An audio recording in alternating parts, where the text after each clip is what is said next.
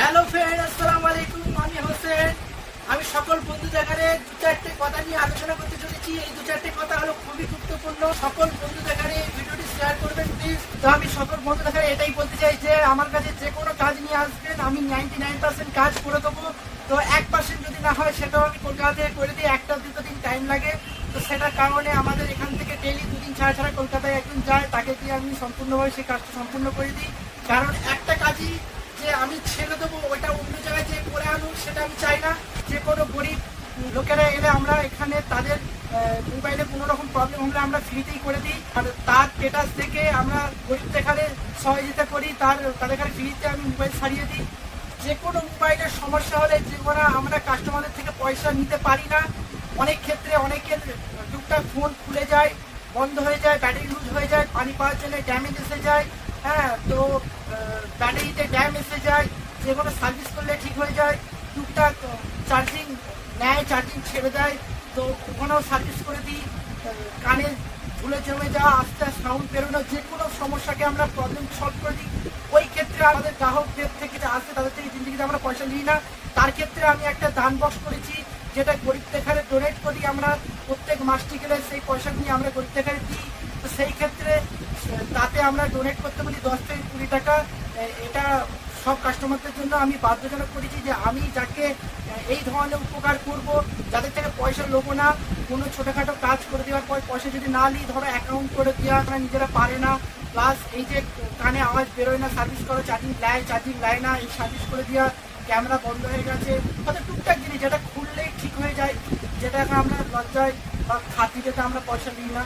তো এইগুলো অন্য দোকানে গেলে হয়তো ইমানদারি যদি না থাকে, তাহলে অন্য দোকানে গেলে কিন্তু এইগুলো কেউ 200, 400, 500 যে কোনো কারণে যে কোনো চার্জ করতেই পারে।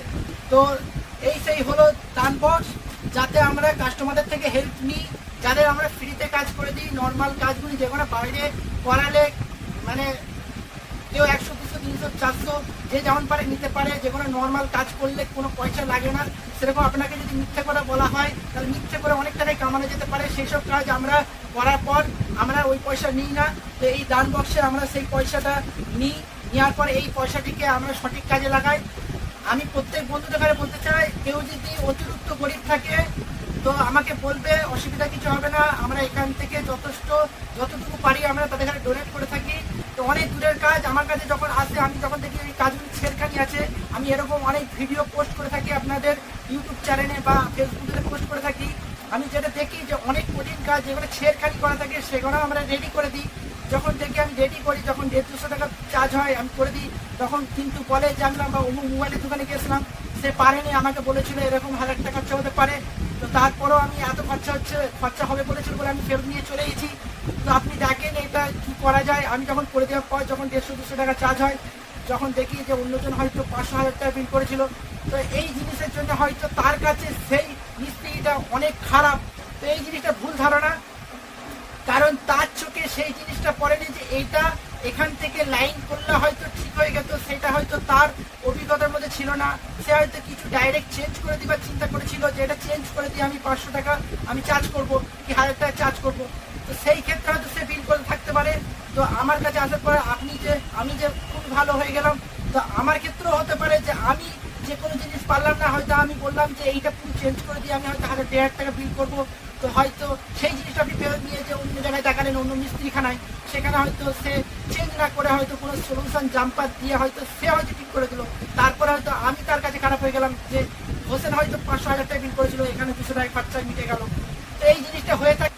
সকল বন্ধুদের সাপোর্টের খাতিরে আমি আজকে এই পর্যায়ে আছি। এই ভিডিওটি করার মাধ্যম হলো, আমার কাছে বহু কাস্টমার আছে পেছনে দাঁড়িয়ে থাকে, অতিরিক্ত যখন ভিড় হয় সেই কারণে আমি যখন 2-4 জনকে সামলাতে থাকি, তার পেছনে যারা দাঁড়িয়ে থাকে বা সাইডে বাইরে যারা দাঁড়িয়ে থাকে তাদের সঙ্গে আমার কথা হয়ে ওঠে না, বা অনেকজনের সঙ্গে কথাও হয়। একবার দুবার যদি হাত দাঁড়াও, তারপরে অন্যজনের সঙ্গে ব্যস্ত এতটাই হয়ে যায় যে আমি তাদের সঙ্গে ফের দুবারা যে টপিকে ফিরে যাব, সেই টপিকের মধ্যে না ফেরার কারণে তারা রাগে পেছন থেকে চলে যায়। যাতে এই রাগটি না করে কেউ, তার জন্য এই ভিডিওটি বানাচ্ছি। কারণ আমার কাছে প্রায় প্রতিদিনই এই জিনিসটা ঘটছে, যার জন্য আমি বাধ্য হয়ে এই ভিডিওটা বানালাম। আমার কাছে অতিরিক্ত ভিড় হয়। অনেকজন আছে যে হোসেনের কাছে যাবো, ওর কাছে সবসময় ভিড় হয়, যাবো না। দোকানে চলে যায়। তো এই জিনিসটাও আমার কাছে হয়।